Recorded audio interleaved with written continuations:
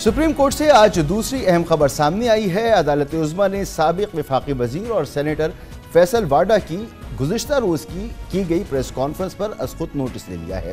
फैसल वाडा ने press conference में अदलिया को तनकीद का निशाना बनाया था।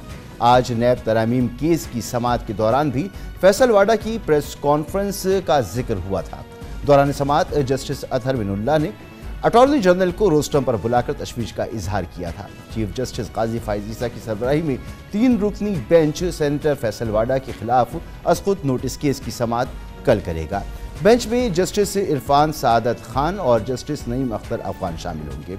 इस हवाले से अटॉर्नी जनरल पाकिस्तान को भी नोटिस जारी कर दिया गया है। इससे कबल आज नैब तरामीम केस में जस्टिस अतहर बिनुल्लाह ने अटॉर्नी जनरल को रोस्टम पर तलब करके फैसल वाडा के बयान पर इस्तफसार किया कि आप अपने प्रॉक्सीज के जरिए जजेस को धमका रहे हैं कि पगड़ियों को फुटबॉल बना देंगे।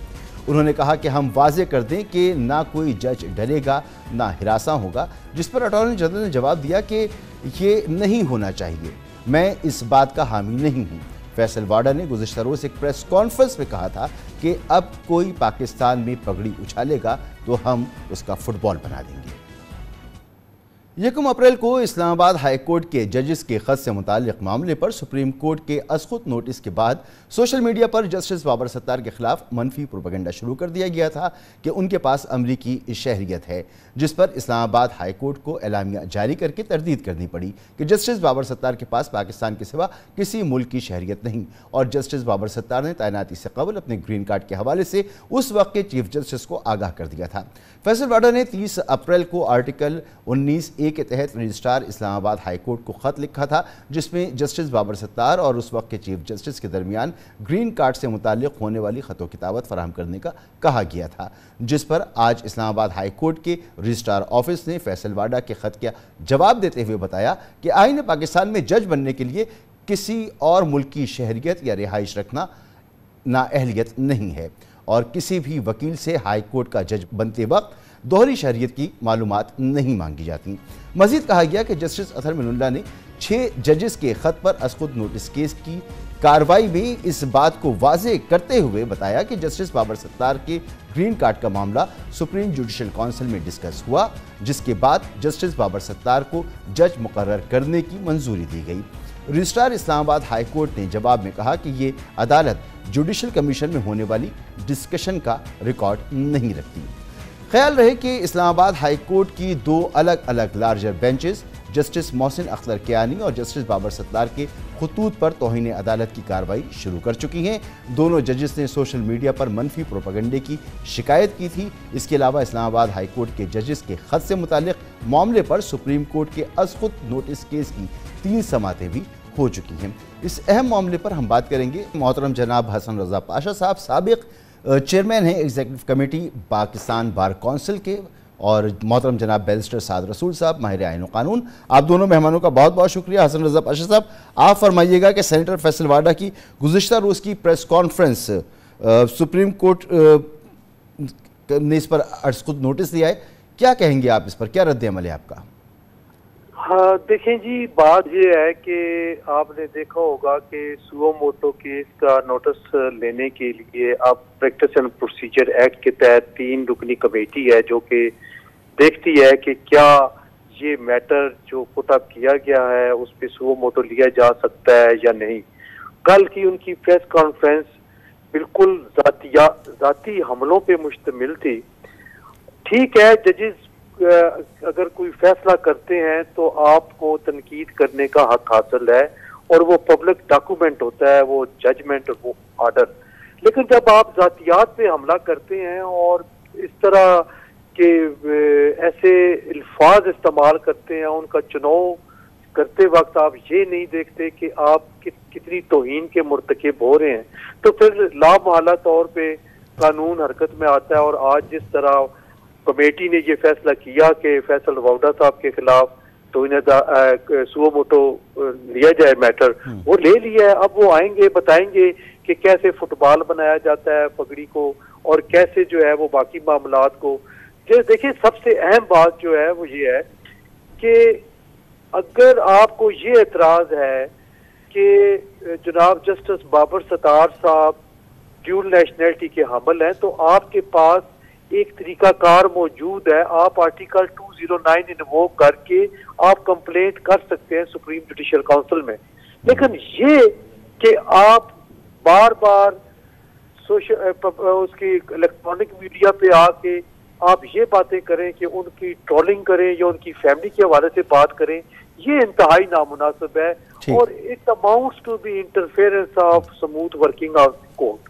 تو ہم یہ سمجھتے ہیں کہ پاکستان کا کوئی بھی شہری ہے وہ یقیناً اس بات کا اعادہ کرے گا کہ پاکستان کو آزاد عدلیہ کی ضرورت ہے.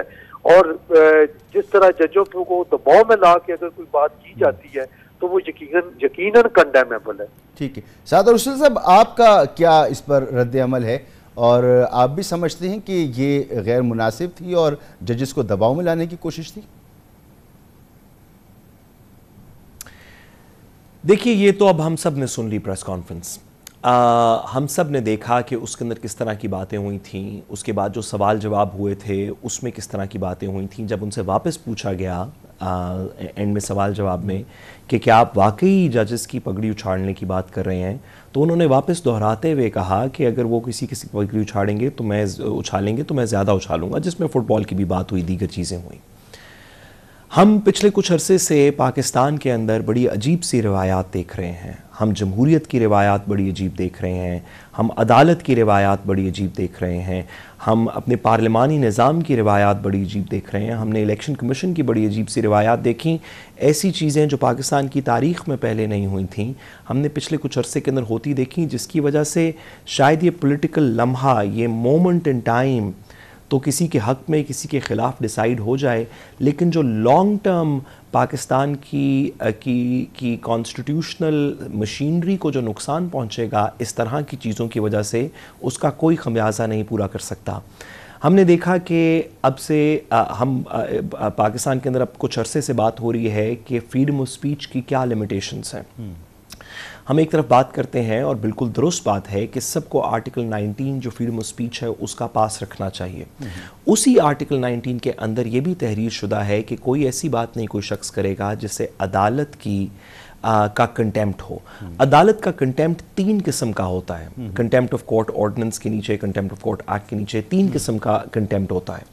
ایک کنٹیمپٹ ہوتا ہے جس کو ہم کہتے ہیں سول کنٹیمپٹ, یعنی کہ اگر عدالت نے ایک حکم پاس کیا اور کوئی شخص اس حکم کو جان بوجھ کے اس کو پورا نہیں کرتا, تو عدالت اس کے خلاف کنٹیمپٹ, جو نافرمانی ہے, تو عدالت اس کے خلاف سول کنٹیمپٹ ایشو کر دیتی ہے.